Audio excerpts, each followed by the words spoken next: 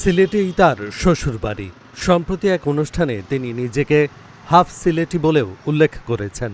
সেই সিলেটে প্রায় 2 দশক পর আসছেন তারেক রহমান।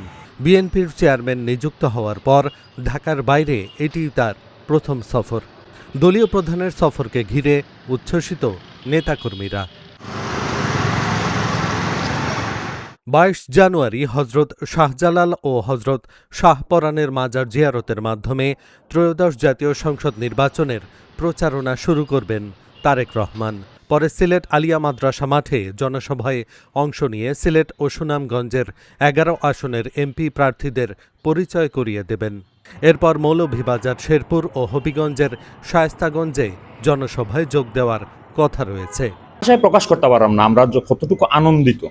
আর নির্বাচনী প্রচারণা যেহেতু পূর্ণভূমি সিলেট থেকে শুরু করা, সব দিক দিয়ে আমরা আনন্দিত। আর আশা করি যে একটা জনসমুদ্র যেটা সিলেট শহর যে 22 তারিখ হইব, তা দেখিয়া তাইনও আবার হইবা মঞ্চের মাঝে যে সিলেট আমার দ্বিতীয় বাড়ি, সিলেট আমার শ্বশুর বাড়ি। সিলেটবাসী সবাই তারেক জিয়াকে বরণ করার জন্য প্রস্তুত। আশা করি তিল দাওয়ানের ঠাই এই সিলেটে হবে না যখন তারেক জিয়া আসবেন। উনার সেকেন্ড হোম এইটা।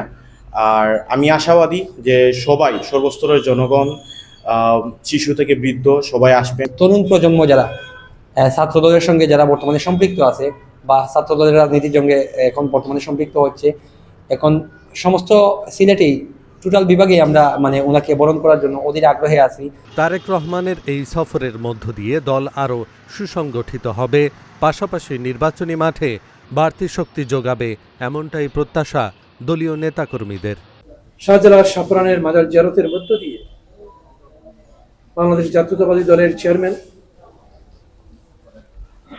এই নির্বাচনের কার্যক্রম, নির্বাচনী সমাবেশ শুরু করবে।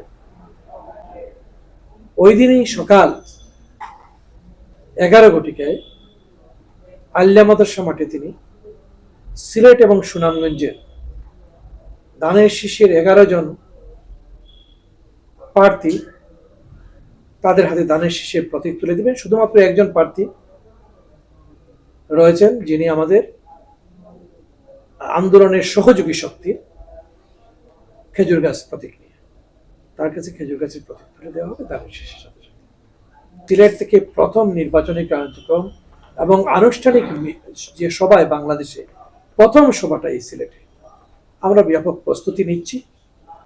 আমরা আশা করি এটা সিলেটের ইতিহাসের সবচেয়ে স্মরণীয় জনসভা হিসেবে এই সভা অনুষ্ঠিত হবে।